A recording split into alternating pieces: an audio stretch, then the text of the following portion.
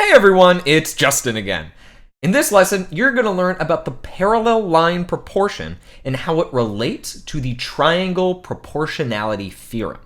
You should have completed the triangle proportionality theorem activity in your notes template for the previous lesson.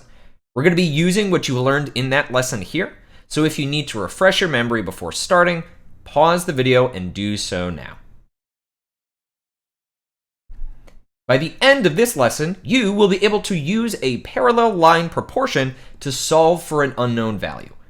First, we'll relate the parallel line proportion to the triangle proportionality theorem you just learned about in the previous lesson. Then, we'll complete an example problem. You just finished learning about the triangle proportionality theorem through an activity in your notes template.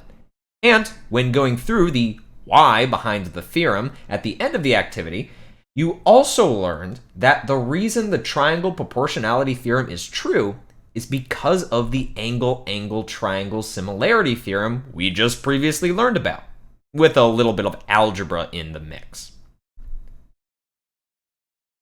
It's super important to notice that the triangle proportionality theorem does not apply to the parallel line segments themselves. If we wanted to set up a proportion involving those lengths, we need to redraw the triangles separately and set up a proportion using the triangle's full side lengths. Anyways, let me copy those same triangles over to the right side so I can show you something more here. What if we took this same concept and added another similar triangle into the mix? This would create 3 parallel line segments.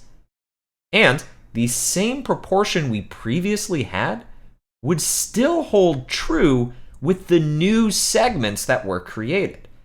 We can take away this smaller triangle and work with just the segments between the 3 parallel line segments. And here we have it. This is our parallel line proportion.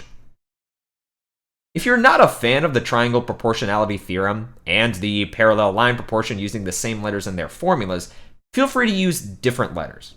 What matters here is that we understand the relationship between these segments rather than just memorizing a formula. It's important to keep in mind here that the parallel line proportion does not actually apply to the lengths of these parallel line segments themselves. It only has to do with the lengths of the segments in between them. As you can see here, A, B, C, and D do not represent the lengths of any of the actual parallel line segments. The parallel line proportion is only used for the transversals between the parallel sides. Also, did you notice that although it's called the parallel line proportion, we only have parallel segments here? Well, we can extend these out and draw in arrows to officially make them lines if we'd like to.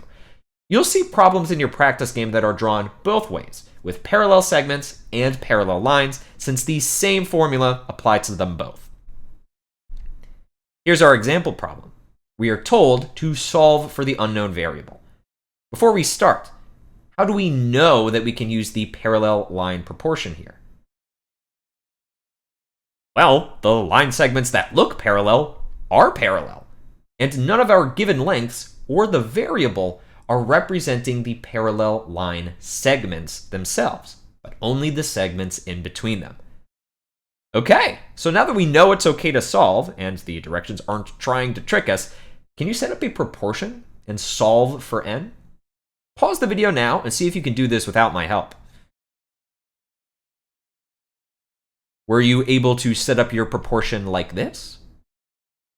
Or maybe you swapped the numerator and denominator in both fractions. That is totally fine too. You will still get the correct answer either way. Pause the video here so you can finish working this out if you haven't already done so. Were you able to get 5.456 as the solution for n? If not, pause the video one final time so you can go through my work and figure out where you went wrong. Now you know how the triangle proportionality theorem relates to the parallel line proportion, and you can use the parallel line proportion to solve for unknown values. See you next time! Hey.